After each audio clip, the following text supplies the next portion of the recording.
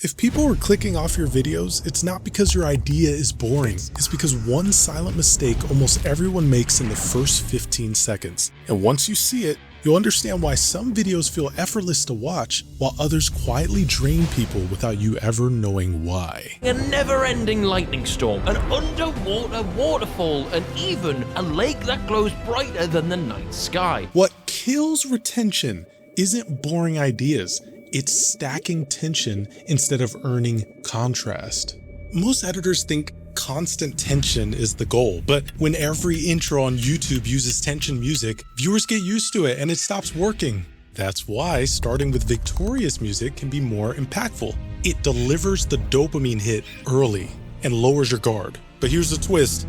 This only works if there's contrast. So instead of switching to another track here, he does something even smarter. Investigating if they're all actually real. Look at that! Or all just a big hoax.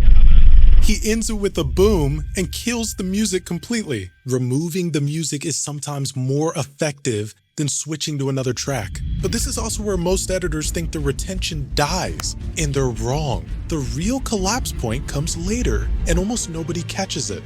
Watch what happens in this next moment. Today I'm joined by my trusty companion Mikey, who is famously unimpressed by anything the natural world has to offer. I sense an amazing B-plot. I got a comment on a Ryan Trahan video I did recently, and it troubled me.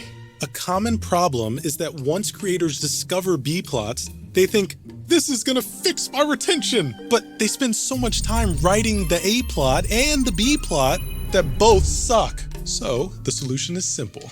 Make sure your A-plot is so amazing that the B-plot is just a beautiful bonus that serves the A-plot instead of distracting from it. In this video, the A-plot is discovering impossible places that actually exist. But the B-plot is, can this man be impressed?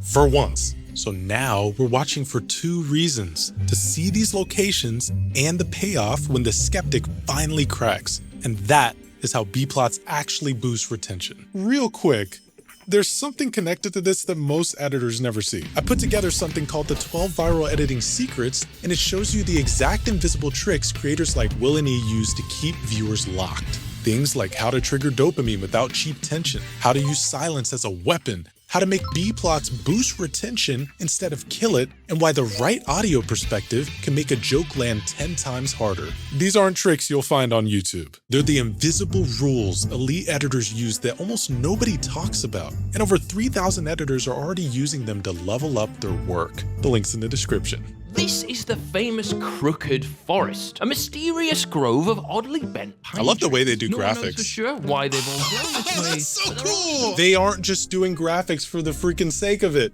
They're doing them intentionally. Because what does it say? The Crooked Forest. Every decision in this edit has been motivated and thought through. Scientists believe they started growing under heavy snow and it bent them a bit. Have you lost your fucking mind? Leaving that statement in addresses the skeptics in the audience. A lot of YouTubers, they're so used to storytelling and building an incredible curiosity gap and narrative that they forget some people just don't believe them. And again, it goes back to the B-plot. We are wanting to impress him, but he has already shown he is a skeptic. And so the skeptics in the audience watching are gonna feel heard and listened to, which automatically builds trust. There's no way! That's a very clever way to guide the viewer's eyes in the proper place. Like, this is where you should look immediately. They make everything white except for the center. Then they slowly bring it down and you can see the beautiful flame. Is that allowed? Why did you do that? You told me it was internal. Why did You told me it wouldn't do that. Oh my God. Mikey, that's really bad. I love the lack of music. I went to go see a Studio Ghibli film, some of the best animated films you ever see, and they are renowned for their storytelling. And there was a scene where somebody was falling off the roof. It was pure zero audio. And that scene choked me, just grabbed me by the heart. I was like, oh my gosh, the tension is crazy. And the editor did less, not more. I would recommend like interviewing some of the more wacky people around. yeah. Like, who's on your interview list? Wow, look at that. Yo, they wrong for that. That is brilliant editing. Simple cut, You immediately get the joke. It's the type of stuff that just makes you feel respected as the audience. It's subtle enough for you to just be like, oh, you guys, I love you guys. I want to be here. When you're watching a YouTube video for the first time, you are called a cold viewer. But then once you see some editing like this, you slowly warm up. And over time, you'll turn into not only a warm viewer, but a hot viewer. And this is where they start binging all your videos and they stand by you, support you in the comments. When haters come, they defend you. That's where that comes from. And it all spawned from having a likable personality that was amplified by the edit. And it always ends with you being right, and you think I would learn, but I never do. This is a little trick I had to find out the hard way back when I was editing a video that had 150 curse words. There were just a bunch of dudes working out, real tough guys, and they were just beep this and beep, beep, beep, beep, beep, beep, beep, beep. And I was losing my freaking mind. I'm like, what am I supposed to do? Until I realized I can simply take the quiet parts of the room, put that underneath, and only keep the first part and the last part of the curse word. And that's what they did here. Well, that just looks threatening.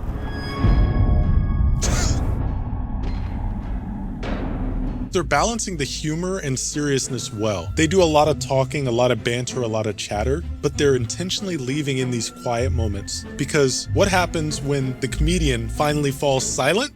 You know stuff is getting real. Look at the genuine discomfort in Mickey's face. He avoids eye contact, looks down at the ground. That's how you communicate genuine fear without actually saying in the dialogue, I'm scared. You communicate it with the music, the shots, and delayed silence. There's only a couple mosquitoes out tonight. Yeah. Tension strings. Oh, Oh my gosh. horrible. Oh! Okay, hang on. Excuse the malaria, right? Focus on the fact you've seen lightning.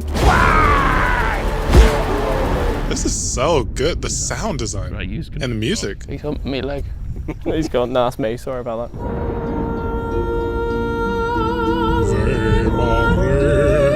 They've released tension perfectly right here. They're diffusing tension over and over and over, but it still feels like I can take the edit overall seriously.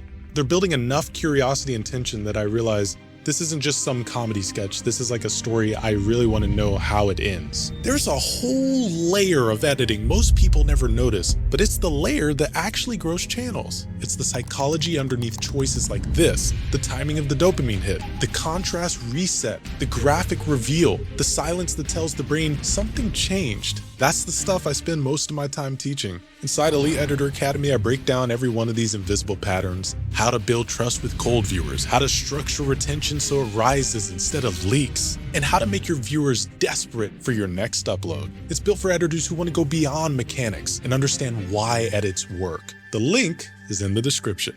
That is actually crazy. That is amazing. Hang on. Did you all hear that, my friends? Was that approval from the world's hardest to please man? And finally, at the 20-minute mark of the video, we have satisfied the B plot. But the A plot was so good that the audience isn't gonna watch this and say, I don't need to watch this anymore. No, they're at the 20-minute mark. They're fully invested. Now they need to know how the rest of the A plot ends. We're here to meet up with an old friend. You like drum and bass? I love drum and bass, man. Lost a finger up your mouth. Man, this is awesome. How you doing? Good to see you. I love how they just quickly establish this person is a reoccurring character, he's important, and we like him. Bringing in a new guest can sometimes be a little risky because some viewers, they just want it to be the two guys, nobody else. But by showing the hug and then cutting straight into them laughing, they're stacking momentum. And that makes the viewer say, oh, I can trust him as a part of the crew. I don't have to worry about him throwing off the energy. That was the last we saw of David. I'm going to let you in a bit of a secret. His name's not David. We called him that in the last video to make it seem a bit more foreign. His name's actually David. By admitting that they did something just to boost audience engagement and retention, it keeps you hooked because now you're like, well, I can trust these guys. Whenever they try to fool me, they're gonna tell me. Whereas the other people that I watch on YouTube, they try to fool me, and that's it, they just fool me. If this Will and E edit felt smart, Ryan Trahan is playing on a different difficulty level. I'm about to break down the exact trick in his editing that every big creator is quietly stealing right now. If you skip it, the editors you're competing with won't. And you can watch that video here.